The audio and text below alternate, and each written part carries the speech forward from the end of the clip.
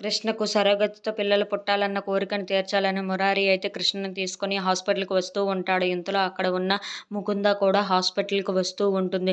ఇంతలో అక్కడ ఉన్న కృష్ణ అయితే, అవును ఏసీపీ సార్, సరోగతి కోసం ఎవరో అమ్మాయిని తీసుకొని వస్తానన్నారు కదా, ఆ అమ్మాయి వచ్చిందా అని చెప్పేసి అయితే అడుగుతూ ఉంటుంది.